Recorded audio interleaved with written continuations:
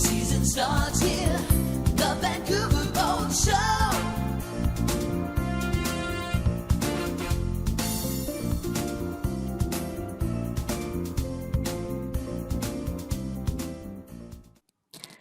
Good afternoon. My name is Edith Eaton, and I am going to be your speaker for the next few minutes. I have a lot of experience sailing in this area, and I'd like to share the destinations in the Gulf Islands that I think you'll enjoy. Edith, before you get started, I'm just going to jump in with a quick reminder to the audience. Just welcome to the Vancouver International Boat Show virtual seminar series, sponsored by Freedom Marine International Yacht Sales, the premier choice for exploring the passion of yachting. I want to thank you for joining the seminar. We will begin in one moment. But if you are having technical difficulties, you can reach me, the online moderator, via the chat feature at the bottom of your screen. Questions for the speaker can be added to the Q&A box, also at the bottom of your screen. Our speakers will answer these questions at the end of the presentation. But it is now our pleasure to present favorite cruising grounds of British Columbia, places to see and hazards to avoid. With our speakers today, we have Edith Eaton, Andy Den Otter, Henry T. Jack Dale, and everyone is joining us from the Nanaimo Yacht Charters and Sailing School. I want to welcome you all, and Edith, I'm going to turn it over to you. We just have slight technical difficulty here, and we will be right with you, trying to find the share screen button. Sure, it should be the little green box just at the bottom. I'm not seeing the Zoom screen. Okay, here we go. I'll apologize. Is here more?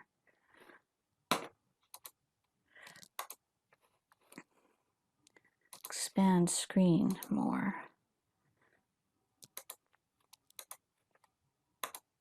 Here we go, folks. There's the share screen button, and here we are. This is technology. Let's start from the beginning. My name is Edith Eaton, and I'm going to be sharing with you for the next little while the places that I really enjoy sailing with in the Gulf Islands. So I've been sailing in this area for many, many years, and it's my goal today to show you that there is enough in this area that you can come time and time again and have a great vacation. The Southern Gulf Islands are located at the south end of Vancouver Island, between Nanaimo and Sydney, and across the Strait of Georgia from Vancouver. This is why we cruise the Gulf Islands. So much variety, quaint communities, a flexible pace, and the sailing is good too. You can see from my chart that I've been marking destinations over the year, and I haven't marked them all, but there are plenty. This is Salt Spring Island, and most of them are a version of circumnavigating Salt Spring Island. So I've divided the area into 5-day routes, and you can pick and choose from this list, whatever suits you or the weather and for your vacation. We're going to start from Nanaimo. So the first thing, we have to get through Dod Narrows. It's important to check your tide book for slack, and heading south, plan for just after the ebb, so the turn to the ebb, so that the northbound stragglers can go through. Listen on the radio, hang on to your helm, and go through. This is Dod Narrows. You can see to the left the narrow section, and this is the Navy boat going through in the Van Isle 360. You're now into Stewart Channel. Stewart Channel, Thetis Island, Telegraph Harbor, Chemainus, Ladysmith, they're all great destinations. I'd like to recommend seeing the murals at Chemainus. Your crew will enjoy it. This is one of the open mic nights at Thetis Island Marina. Lots of fun. We may not have music this year, but it'll come back soon. When you're sailing the Gulf Islands, you are sure to encounter ferries. This one is a cable ferry. Give it and all the other ferries lots of room. Now going south, we're into Sampson Narrows. So halfway down on the right, the bay will open up to Maple Bay. And Maple Bay offers some services and a great pub. And you might even take in some Wednesday night races out of the Maple Bay Yacht Club.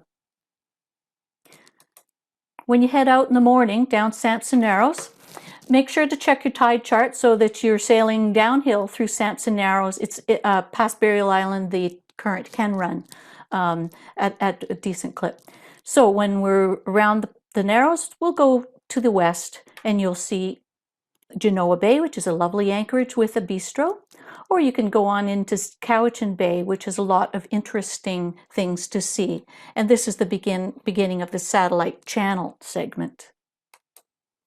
Cowichan Bay is a great bakery. It has the Cowichan Bay Marine Heritage Museum, which is fantastic. Lots of restaurants and quirky shops.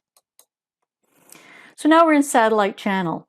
These destinations are not to be missed. They're all wonderful and you will enjoy every one. And of course, no trip is complete without Sydney Island.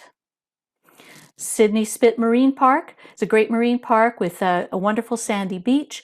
Walk to the end if you have time, walk to the very end so you can see the black magnetic sand, and do watch your depth. It's shallow near the docks and it also dries out in the lagoon. Few days relaxing at Sydney Island, you'll want a rip-roaring sail, and I'd like to recommend one of my favorite destinations, which is Cabbage Island on the outside of Saturna. On your way via Boundary Pass, make sure to monitor the shipping traffic. It can be very busy with tankers. Put on your AIS, download the Marine Traffic app, or if you wish, you can go through Plumper Sound and Samuel Island. Here's the area that we're in. Now we're entering Boundary Pass. Cabbage Island is up here at the top. If you hug the Moresby Island shore, you'll have less trouble with the shipping. So after you finish your trip to Cabbage Island, you can come around back Boundary Pass, or you can come around through Samuel Island. Oh, and now we're into the segment of the Pender Island Loop. These are some of my favorite spots at Pender Island. Winter Cove is not actually on Pender Island, but it is near Port Browning, and it is also a must-see. This is Bedwell Harbor, Beaumont Marine Park. You can hike to the top of this hill, enjoy the beach, go over to Poets Cove, have a swim in the pool, go for a meal, all good fun. We always have a good sail around Pender, and we usually end up somewhere around Ganges. Ganges is a long harbor there. Actually, this is Long Harbor, this is Ganges Harbor, and this is Prevost Island. These are some other great locations for anchorages. Prevost Island here. And you can go right into Ganges, a lot to see there. The Saturday market is always a favorite. You can buy parts or provision if you need to it, and you might enjoy all the sights. The wine tours are particularly fun. This is a group of women sailors. If you spend the night in Long Harbor, it's quite tranquil there, and it's a very short zip over to Montague Harbor, which means you can get there early. If you get there early, you can get Primo anchorage on the north side by the beach, or you can take a mooring buoy. There's also the marina with a restaurant and lots of things to do there. So we're now in the Trincomalee Channel leg. One of the favorites there for most people is the Wallis Island Marine Park. Conover Cove is a great spot with a very narrow entrance, and you'll stern tie when you go in there. It can be busy. If it's busy, just carry on and go in at Princess Bay, and there's still Secretary Islands. If you're feeling adventurous, anchor at Clam Bay, and then on the slack, head out through Portlaoise Pass, see Dionisio Point Provincial Park, and then come back in the next slack. So Portlaoise Island is just at the top of the chart there. There's Montague Harbor, and this is the beach. And you can see how close it is to Long Harbor. So you'll have a great sail up Trincomalee. The Conover Cove is a narrow entrance. It's a little hard to see, but you'll want it badly enough, so you'll look for it. This is one of the sights you'll find on the walks on Wallis Island. Lots of great things, and there's usually people around, and it's a beautiful spot. So at the top of Trincomalee, this segment, is Pirates Cove. On your way to Pirates Cove, you can see Tugboat Island Marine Park. It's very small, but it might be a nice place to go in to explore on your way.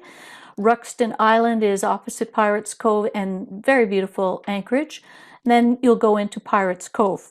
Use care going into Pirates Cove, as the entrance is a little rocky, but they've marked it very well with an arrow, range marks going in, and then you turn to the left to go into the bay.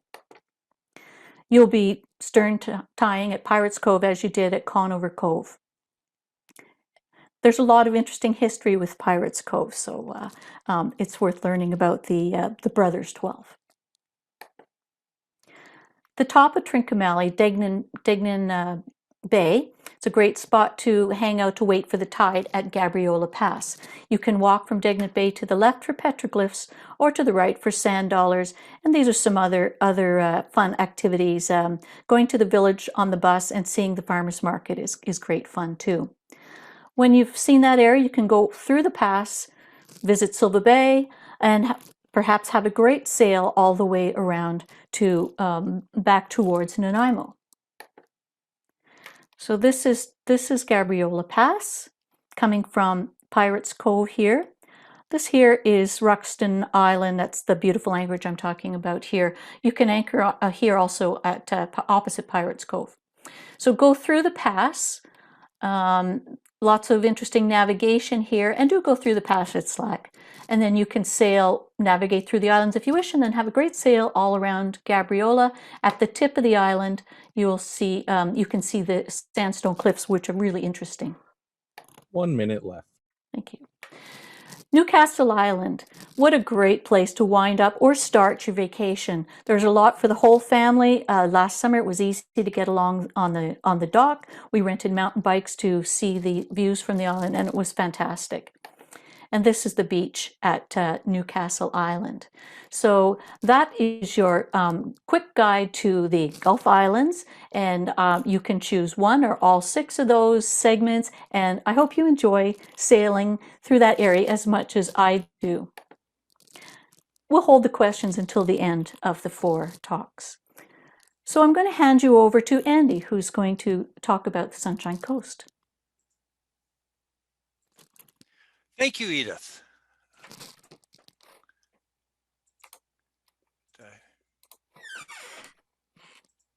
If you could unshare your screen, please.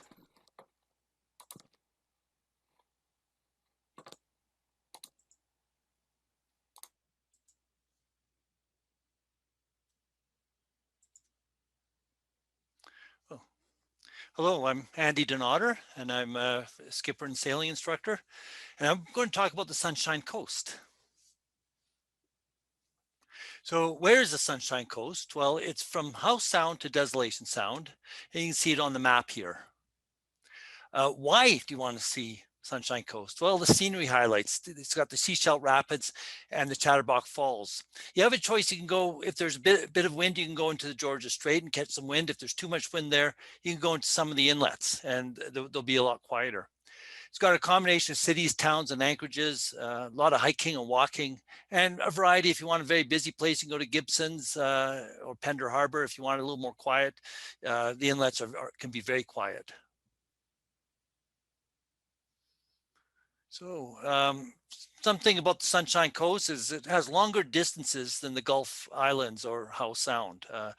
Allow 7 days, 10 or 14 is better. Probably 2 months is even better yet. Mostly stern ties, much like Pirates Cove.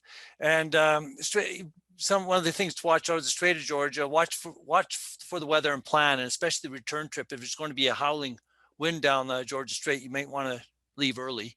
And there's something called Whiskey Gulf, which is a torpedo test range, and it's often open during the weekdays from 7 to 1700 hours. They very actively monitor that boats don't go in there, and I think if there's torpedoes around, I think this is a place you want to avoid anyway. So one of the highlights I want to talk about is Secret Cove, Pender Harbor.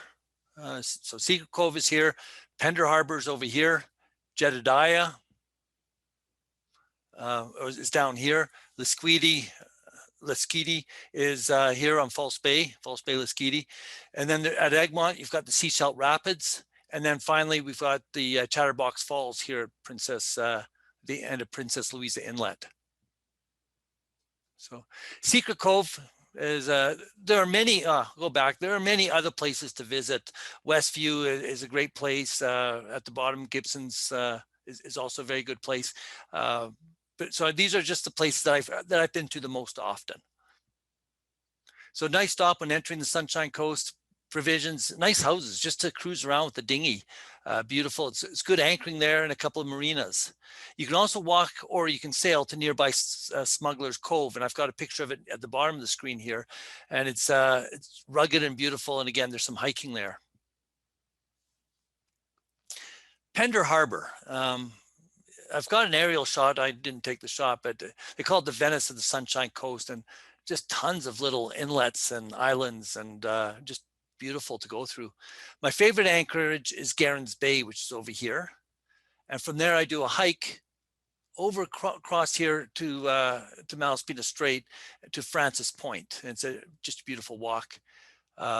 Mostly anchor, one of the few places that there's a lot of anchoring, and the holding is fair to good. So make sure you check the anchor before you leave the boat. Jedediah Island, so this is just south of Lasqueti. Several small anchorages. There's a place called Deep Bay, and that's kind of my favorite.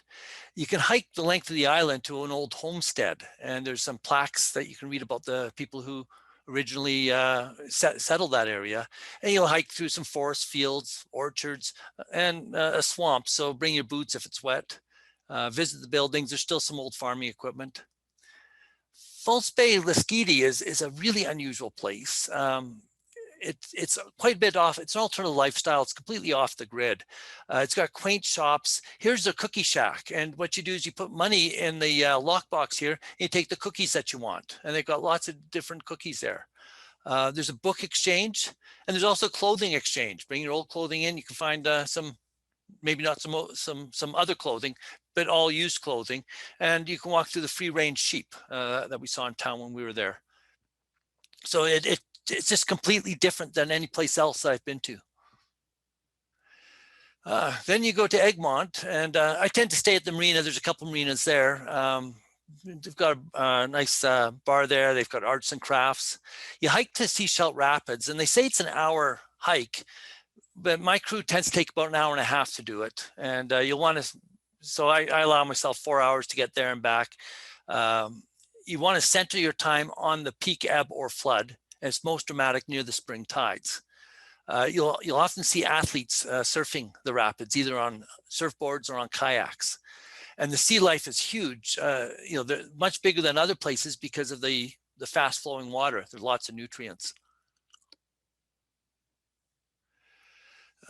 The last place I'm going to feature is the Prince of Wales Reach and Malibu Rapids and Chatterbox Falls. So if you start from Seashell Rapids and Egmont in this area, it's about 30 miles up the Prince of Wales Reach. And I just wanted to show this, that I've now zoomed in this area, and that's what this chart shows. And you can still see Malibu Rapids. It doesn't show up very well here. So I've zoomed that in one more time, and here you can see the Malibu Rapids. And notice the scale, like this is 0.1 of a mile. So it's not narrow, sorry, it's quite narrow, but I brought a 42-foot catamaran in there without any problems. So it's 30 miles, it's usually light winds. The Malibu tide, you have to time very, very precisely. I usually am there within a few minutes of this slack, but 5 minutes off or 10 minutes off, and it doesn't look really safe to go through with a sailboat. The power boats don't have problems with it. It's on the secondary tides, and it's based on Point Atkinson tide table. It's not even based on a current table. So the slack is, I think, 25 minutes after or 35 minutes after Point Atkinson, but it's clear in the tide table. So so to get in here, you have to time it quite carefully, which means that you might be leaving Seashell Rapids at 7 in the morning to hit the 2 o'clock tide turn. And then next morning, you'll leave for the morning tide turn and be back on the Prince of Wales Reach. This is the Princess Louisa Marine Provincial Park. The scenery is amazing, very steep hills or mountains. I was there after a rain, and it was no problem to count 50 waterfalls. And then you go another 300 feet and you see a bunch of waterfalls that were hidden by the trees. So it's just actually, it's spectacular there. Here you can see the dock. You can tie up to the dock. They've got some mooring balls, and you can also stern tie in certain places. The main falls is over here and comes down to the water around here. And here you can see a closer view of it. So again, here's more pictures with the waterfalls. Here's the big waterfall. And here's a picture that's of just the mist coming off. It's quite a high waterfall, and you can walk pretty close to it, but there's warning signs not to get too close. And I can't remember, but a dozen or 2 dozen people have lost their lives by getting too close, but they warn you very well about it. So that's the end of my Sunshine Coast. This is a picture of the Egmont Marina and a picture of a spinnaker going down a boat with a spinnaker, boat I rented with a spinnaker going down Agamemnon Channel. So I will turn it over to you, Henry. Great, thanks, Andy. Wonderful cruising destinations, both in the Gulf Islands and in the Sunshine Coast. My name's Henry Tkachyk. I'm a skipper instructor with Desolation Sound, and I'm here to continue our journey north to Desolation Sound, my favorite cruising destination. I wouldn't do Desolation Sound justice without talking about the popular and what I would call must-see destinations in Desolation Sound. Their appeal is quite universal, even though they're quite different in locations.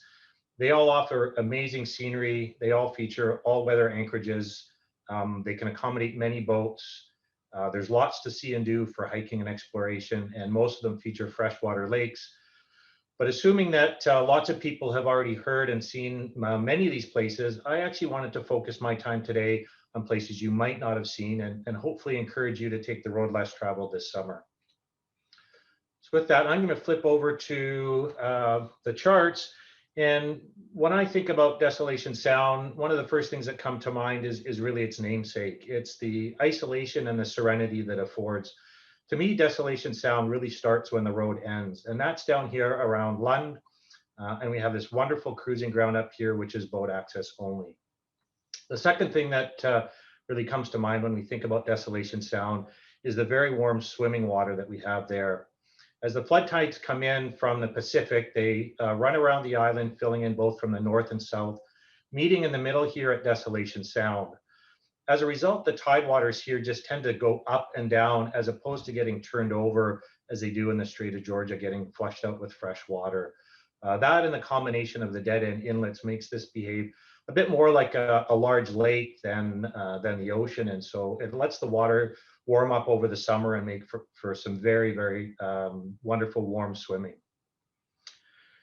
We're going to zoom in a little bit closer here to Desolation Sound, and it's laid out in a bit of a hub and spoke location. So Kinghorn Island here is really the center and the hub. And if you spent much time here, you've probably had many goes through the intersection, as I'll call it, in the middle here around Kinghorn Island, with the cruising destinations heading off in all 4 directions.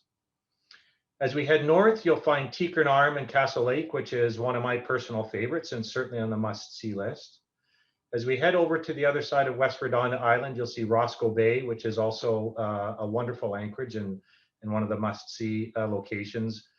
And then as we head north, you'll find Pendrell Sound here, which is well renowned for the warmest swimming water in the location.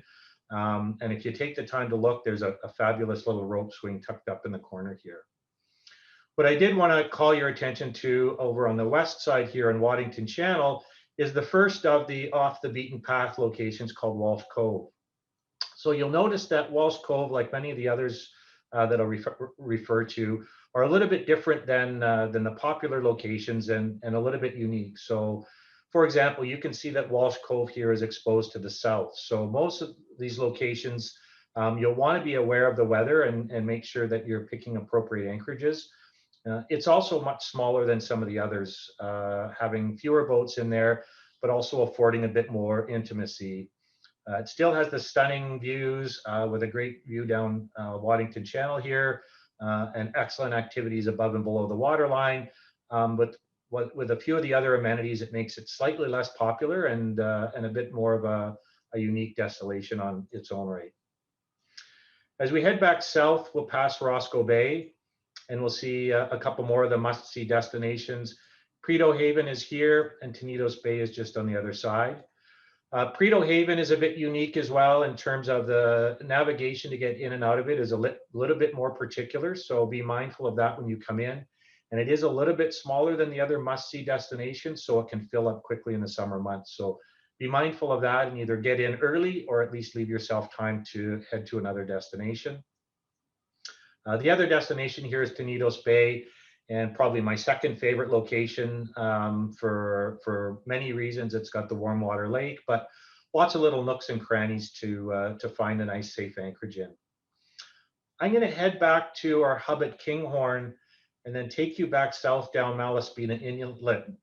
Grace Harbor is the popular anchorage here, but I'll encourage you to travel just a little bit further into Lancelot Inlet, where there's 3 nice little locations here. This is where we get into the true one boat cove kind of scenario. Both Susan Islets and Isabel Bay, my preferred anchorage, are quite small. They can only take 2 or 3 boats at a time, but that's one of the things that makes it appealing. Thor's Cove is a little bit larger, but still can only handle a few boats relative to some of the other larger areas. There's lots of hiking available and destinations, but staying at any one of these anchorages will give you lots of opportunity to explore up through Wootton Bay and into Theodosia Inlet on your tender or your kayak. Just a wonderful little out of the way place that's not too much further afield from Grace Harbor, but well worth the travel. As we head back to Kinghorn Island, we'll head a little bit further north and west, and I'll point out Gorge Harbor here, which is a wonderful place for a mid-trip reprovisioning. The entrance here to Gorge Harbor is fabulous to get through and features some wonderful petroglyphs. In the head of the cove here you'll find a full-service marina, an excellent place. You can get water, fuel, groceries. There's a liquor store there, place for a shore shower. There's lots of dock space there if you wanted to spend the night. Just a wonderful place for a mid-cruise break. But I wanted to draw your attention to a place called Manson's Landing.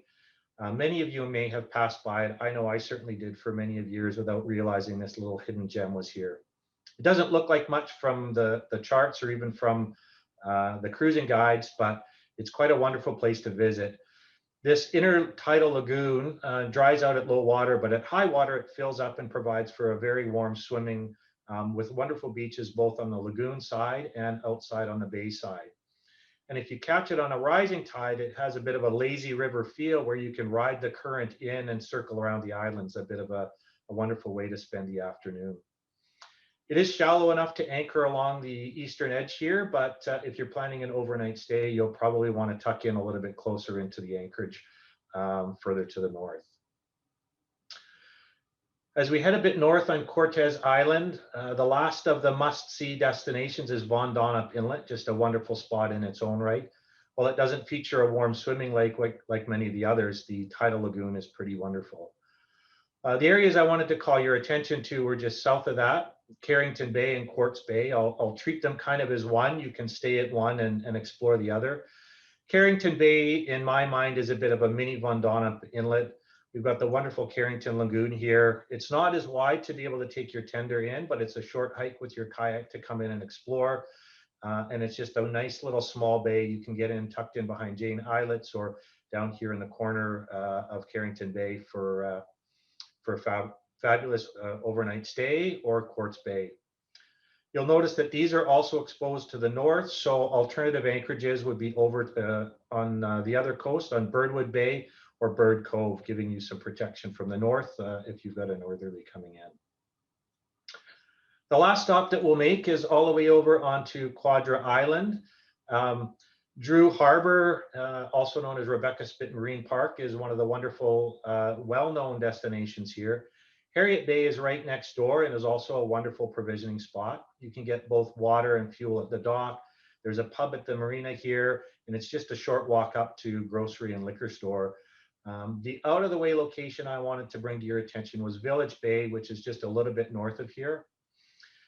You can tuck up into the north corner here around the island. I will note that it's quite shallow in here, so watch your depths as you come in. If you're planning a lunch stay or even overnight, you'll want to stay in front of the island and over into the corner here.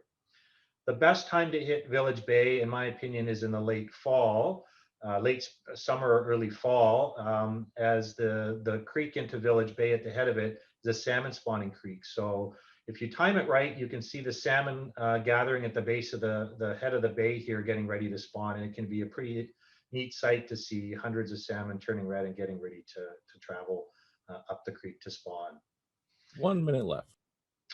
From here, we'll be heading north to the Broughtons, and I'll turn it over to my good friend Jack to take you on a tour up north to the Broughtons. Let me share my screen, stop sharing my screen, and flip it over to you, Jack.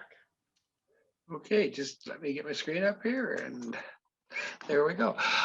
What I hope to do is start out where Henry left off, and in 10 minutes take you on a 2-week trip through the Broughtons. I'm doing this all on a chart. What I like to do when I'm going through here, but I should mention that I'm a yacht master ocean instructor evaluator with Nanaimo. I've been around the island 12 times. I've been up and back from up to Port Hardy about 6 times, so I'm fairly familiar with the area. The trickiest kind of part to get through here is the infamous Yucatan Rapids. What I suggest for people anywhere here, get your sailing directions out and follow the directions rather carefully, because they are a little bit counterintuitive. If you follow through, just hugging this coast here and then cutting across, you can then get yourself up and past Den Rapids and the Jack, infamous. Could you share your screen? I did. Okay. I thought. Thank you. Okay, just a sec. Okay. Is it there? Okay. Yeah. Okay. Anyways, if you get yourself up through the Yucatas, out through Den Rapids, you can then head out off to your first destination. I tend to pass by Shoal Harbor here, and I tend to go into Blind Channel. Blind Channel is a great place to pick up a weather report through the internet. Sometimes up here the VHF is not particularly good, but they do have Wi-Fi. Blind Channel, then you're going to go through Greenpoint Rapids, which you better hit on a slack, on a turn, and then follow your way down. Whoops, I should move my markers. Follow your way down through Chancellor Channel, and then up through Wellbore Channel, and then past, I'm just going to see if I can get this to zoom in, Whirlpool Rapids. You check the strength of the current there. I found it hasn't been that bad, and you can generally get yourself through there quite well and into Sunderland Channel. You'll notice here that I'm doing a little bit of taking the opportunity to avoid going through Johnstone Strait. Johnstone Strait going north can get to be rather tricky because the winds pick up quite badly throughout the day. So this is one of the reasons I do check the weather as I come out. And Fanny Island, which is right at the end of Sunderland Channel, is let's get this to, Fanny Island is right in here. Fanny Island is a weather reporting station. Take a look at what's going to happen in the rest of the strait. If it's going to get a little bit stinky, pull yourself into Port Neville, which is a really nice little location, well protected, big bay, but stay kind of in this area here. The next day, you're going to start getting into what are generally considered the Broughtons themselves. So you'll depart from here. Again, watch the weather carefully because you can get some really nasty conditions coming down this strait. And then what we're going to do is to turn up into Havana Channel. Havana Channel is fairly tight, but it's well marked. And you're going to come up through here and then take a little bend into one of my favorite little spots, which is Chatham Channel. I'm just going to zoom in. You just need to follow the lead marks to get through a very, very tight little channel. And once you're there, you can follow, keep going along. And at this point, you're going to come up to the mouth of Cutter Cove. Whoops. right here, and you've got basically three choices. One of them is to go into Cutter Cove itself, which is a really nice, quiet anchorage. It's not heavily populated. I've seen some boats anchored down in here, but I tend to like to stay in here and tuck into the corner. The other option, one of the other options, is to cut through the blowhole. This one you need to be, for hazards, be a little bit careful. This rock can cover. So you need to make sure that you're aware of what the depths are as you go through here. And just take a look at your tide tables. Work out what you think the height of the tide is going to be at that time, determine how visible that particular rock is going to be. When you're coming in, you've got Lagoon Cove. Lagoon Cove is either going up or coming back is a must visit for happy hour. Just make sure you've prepared yourself some appies when you come in. They'll supply the crab and they'll supply the prawns, and you can get to meet some other boaters in this particular area. If you're not feeling particularly social, what you can do is continue on down through Cleo Channel and come into an anchorage that I discovered on my second trip around the island, and that's Potts Lagoon. It's a beautifully well protected anchorage, really good holding. There's some float homes, which are kind of interesting down at the bottom here, that you got people living permanently in the lagoon itself. Overnight here, and then what your next trip is going to be is you're going to head back out into the strait by going down through Wilson Pass and down through Baronet Passage. Baronet Passage is listed as having a current. I haven't really particularly found it that strong. Once you're out past Bell Rocks here and out past Crofton Point, you're back into Johnstone Strait for a very short period of time, because you're going to be heading off down past Cormorant Island, Alert Bay. If you want to pull into Alert Bay, you can. If you've got time, there's some nice indigenous displays here if you're interested. But the end point here becomes Port McNeill. Port McNeill, you can reprovision, shower, do laundry, whatever it is you want. And then what you can do is head back, and I'm going to take you back by a different route. You're still going to come out this way, but now you're going to go around the north end of Cormorant Island, and you're going to head up to one of my favorite little anchorages, which is Waddington Bay, which I'll zoom in on a little bit here. It's a little bit, it looks a little bit tricky to get into. It's actually not. Just come in, just watch your depths as you go in. Use the kelp to warn yourself about rock. There's a nice little spot to anchor right there. Spend the night there or two, and then come out of here, and then we're off to another marina at where are we here? Zoom out. At Echo Bay. So come back up to Echo Bay. There's a marina here, and another place you might want to visit. You probably you either come in by boat, which it's a little shallow in here, or bring the dinghies around. Is Billy Proctor's museum, and you can catch a good history of the whole Broughton area. I think Billy's passed away, but it's still a wonderful spot to visit. Then come back out of here, down Hornet Passage, down into Tribute Channel, and on the way by, what you want to do is actually, I should probably move this over to here. Lacey Falls is quite stunning. Hopefully you can catch it in the spring when you get some runoff, or after a rainfall, because what you've got is a black rock face with white water flowing down, and it's really, really quite spectacular. From there, you've got Quatsy Bay. There is a marina in Quatsy Bay, but the inner cove here is a fabulous little anchorage. And then, so spend the night there, come back out of Quatsy, then down through Tribune Channel. And here you're going to come back to where you were before, down at this intersection here with Cutter Cove.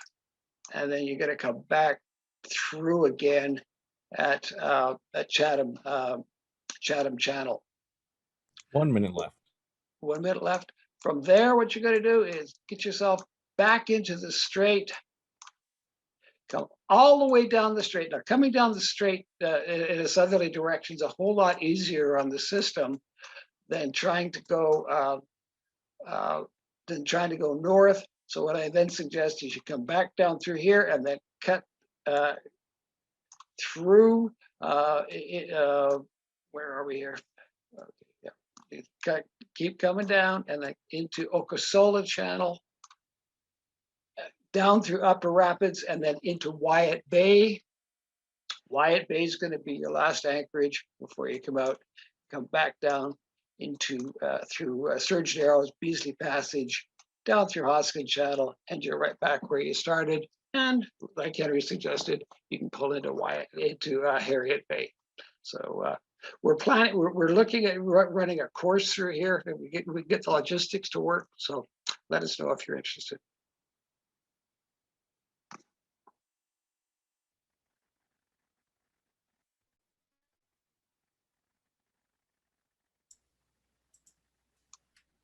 All right, and I believe that is everyone, correct? Yeah. So if we can all come back on camera, we can start the Q&A.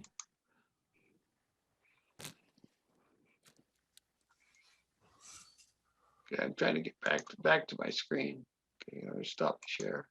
Okay, no, Perfect. All right. okay. So to start us off, we have Jacqueline asking in the chat, Bill Proctor is my uncle and he is very much alive. Oh, good. I'm glad to hear that. Okay. There you go. It's a good update. He's an interesting guy. If anyone does have any more questions, be sure to drop them down into the Q&A box at the bottom of your screen.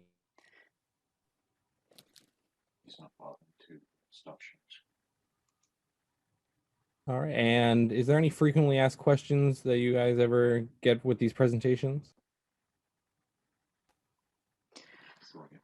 I'd like to make a comment about all of these areas. If you're using a chart plotter, it's very important to remember to zoom in on your chart plotter when you go through what we'll call the dicey areas. The information that you see is quite different, and that will keep you out of or off the rocks. Yeah. All right. Excellent advice. So we have a few questions coming in here. First up, Dale, is your chart in meters? The one I'm using? That is the question. Yeah, I believe it's Yeah, okay. Yeah. Actually, I'm actually using Canadian hydrographic charts. This particular chart, which is 3001, is actually in feet and fathoms. If I zoom in to there, I'm in meters. All right. Next up, And it's Randy. important, by the way, to remember what your chart is in, because some of the Canadian Hydrographic Service charts, even the close-up ones, like Sea Otter Cove, which is on the west side of the island, is in fathoms and feet. Good to keep in mind. Next up, we have Randy. How long should one allow for a trip like Jack described in the Broughton's? If you're coming out of Nanaimo, give yourself 2 days to get up to the Harriet Bay area, and then a minimum of 5 days to get up to Port McNeil, and then a minimum of 5 days to get back down, and then 2 days back to Nanaimo. So you're looking at a minimum of 2 weeks. Excellent. Next up, Mark asks, which spot is best on Gabriola for mooring overnight? By mooring, you mean docking? Gabriola Island, Silva Bay is great. There's a couple of marinas there. Degnan Bay, there's a fisherman's wharf. Then you can anchor around the other side. We'll call it the southwest side. You can anchor in there. But I think for marinas and services, Silva Bay would probably be the best. Perfect. Next up, we have from Carl. Which of the 4 routes would you recommend for a first-time cruiser? I'll answer that one. I would recommend the Gulf Islands. I would recommend the Yes, Gulf yes. Islands. Yeah, the Gulf Islands are moderate in almost every metric. So if you're new to sailing, the weather's moderate, the seas are moderate, the anchorages are close. It's a great place to get really some experience built there. So it's a great first place and lots to see and do. And if you run into trouble in the Gulf Islands, help is nearby. As the further north you go, especially the Broughtons, you are really on your own, so you need to be self-sufficient. I would add in and say the Gulf Islands would be the nicest spot for a beginning sailor. You could hit a marina every second night. So if you feel the need to get showered, if you feel the need to have a meal ashore, you can do so. So I highly recommend the Gulf Islands as your first trip. All right, perfect. We have another question here. Can you speak to the size of the sailboats to comfortably make some of these passages, cove stops? What is the max boat size you would suggest for these trips? 50 There feet. is no maximum. Yeah, there's no feet. 55 feet. Yeah. Yeah, it depends on how many people you've got on board. So what you'll want to do is to take a look at the layout of each of the boats and determine how many people you're going to have on board. Take a look at how many they'll sleep. The other thing is, do you have an all male crew? Do you have an all female crew? Do you have all couples? Because quite frankly, particularly with beginning males, they don't like sleeping together. So while we have a lot of double cabins, you may want to find that if you've got an all male crew, you might want to have enough space that each of them gets their own cabin. With couples, different story.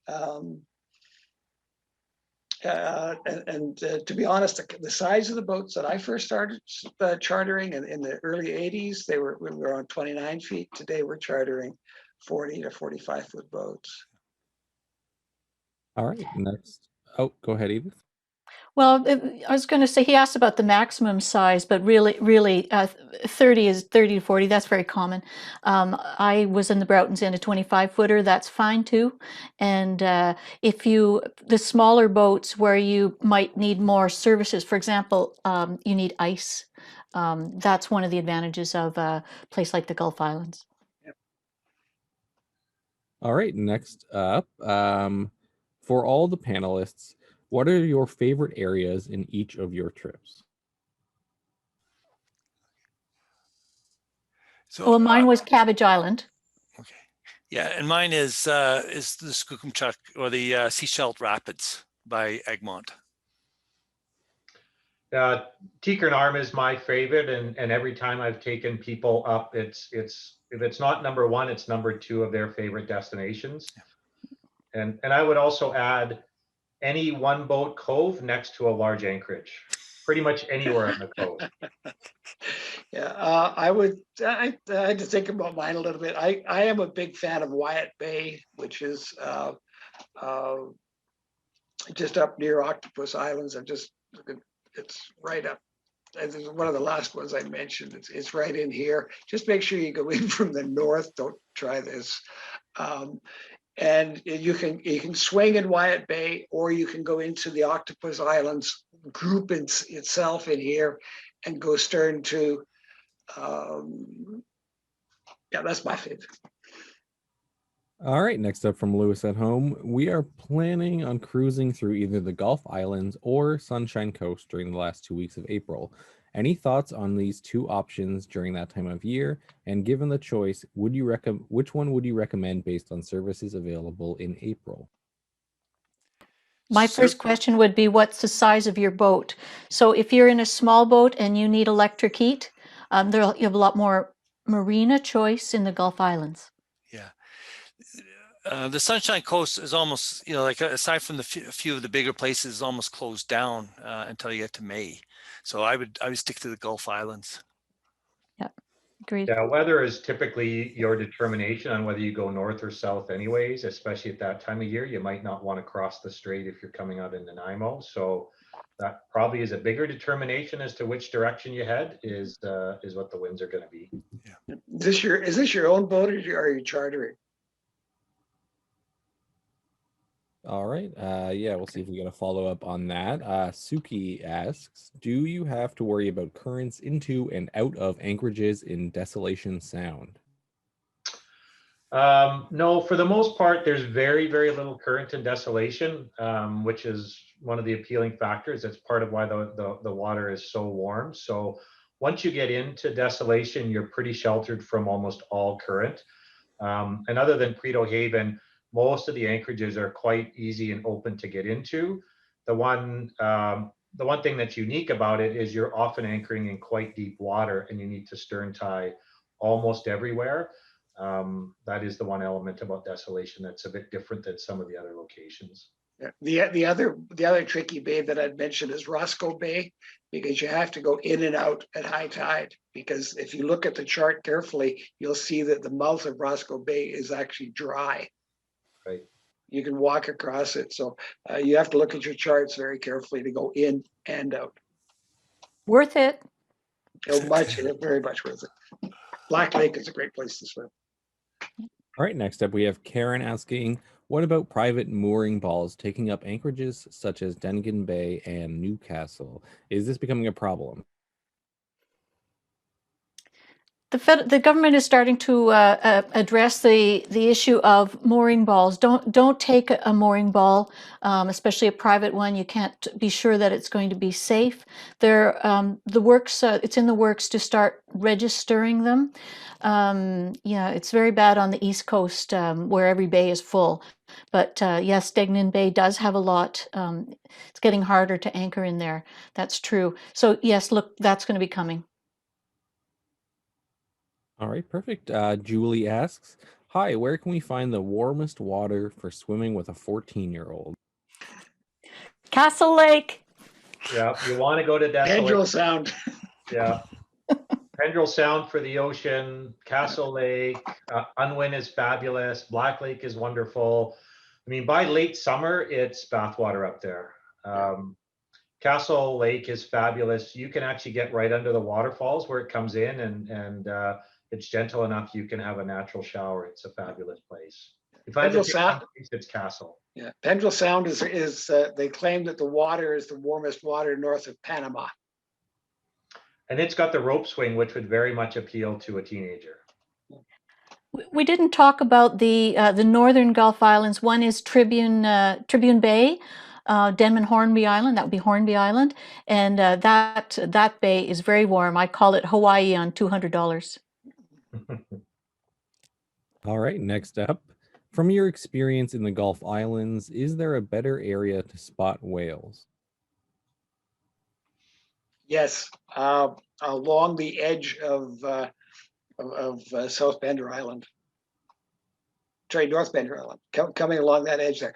I must warn you though that area, I'm trying to remember the distance, maybe Edith can help me out. There is a protected area in there, and you are not allowed to take your boat in. There's a couple of areas that are no-go areas for any kind of boat, and along the edge of Bender Island is one of them. It's either a half mile or a mile out from the shore. They've recently extended the distance away when you see whales as well. I'm seeing them in humpbacks in Juan de Fuca Strait. Often see them along San Juan Island, the West Coast Amphitrite, or off the west coast of the island. You see them there. What about up Johnson Strait, Blackfish Sound area? Seeing them up there? Yeah, actually, I've seen whales up there. Last summer, I had 2 fabulous whale encounters in Desolation Sound, in that area. One just at the north end of Cortez Island, where you're going into Von Donop Inlet.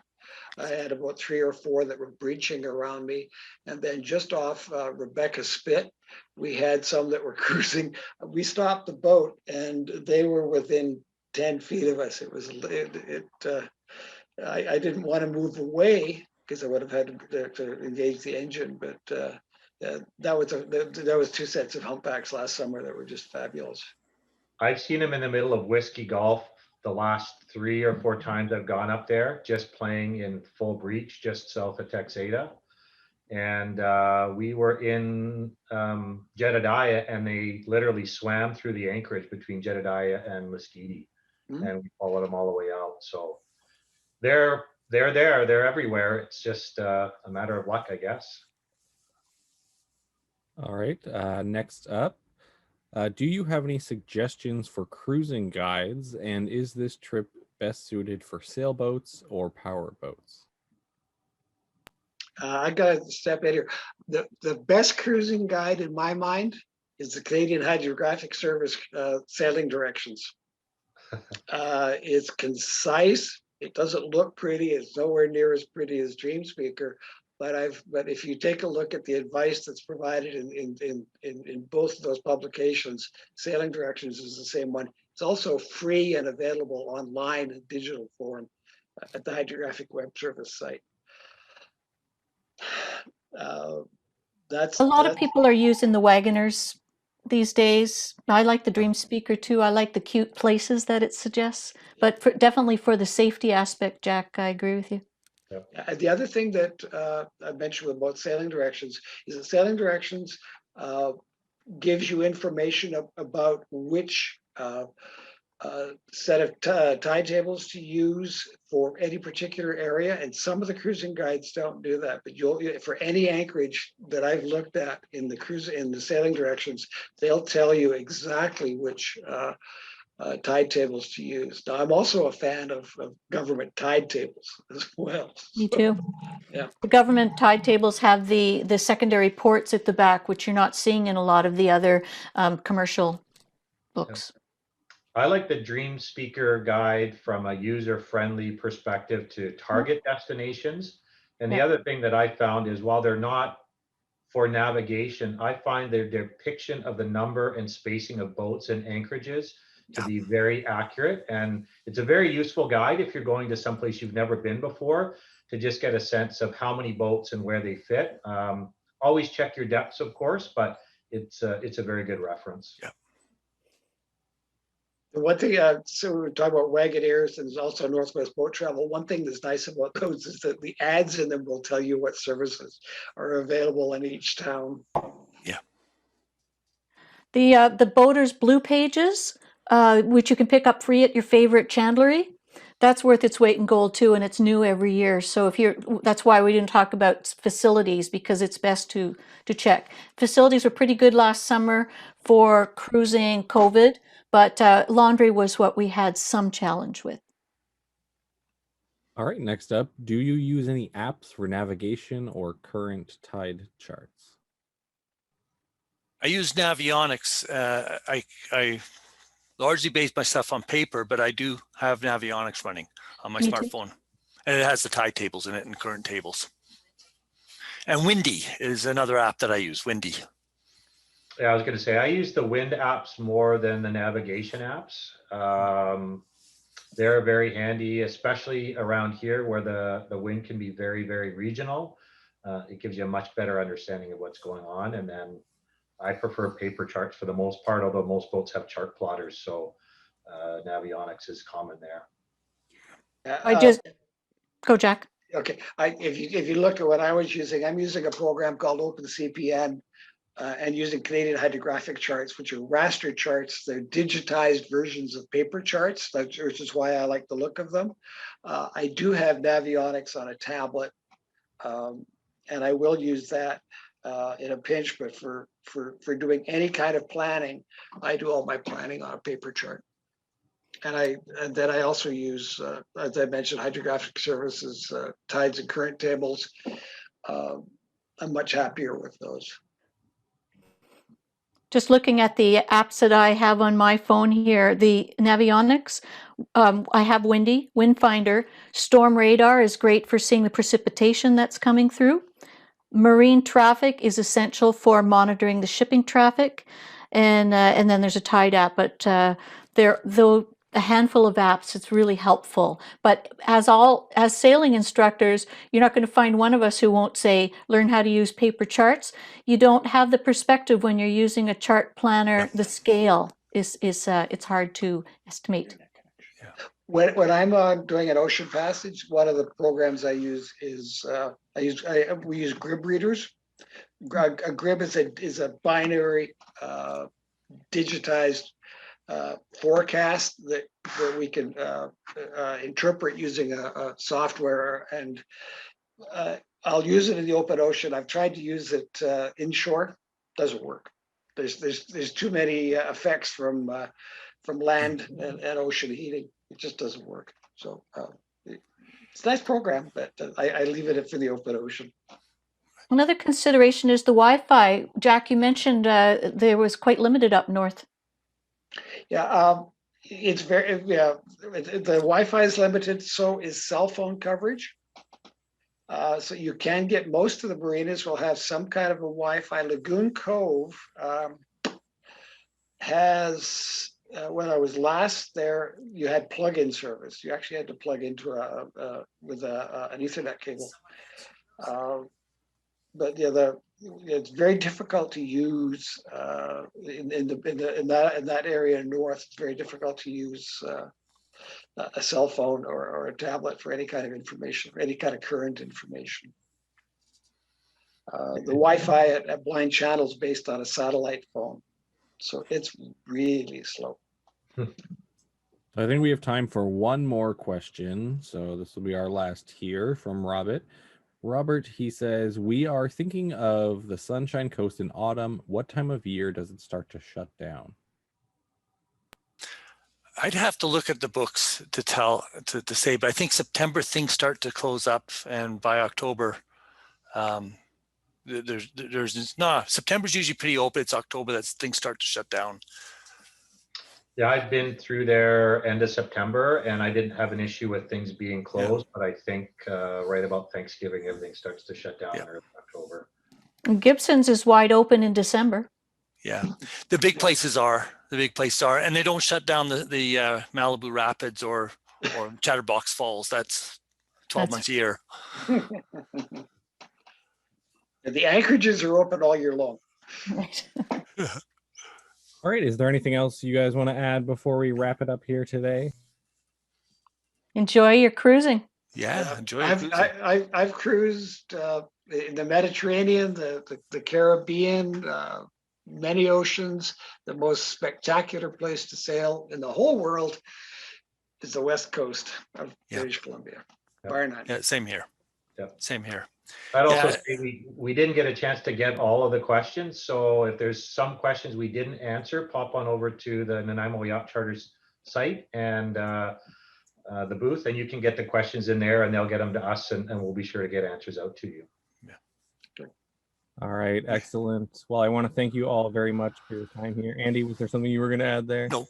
Thanks very much, guys. Perfect. Thank you.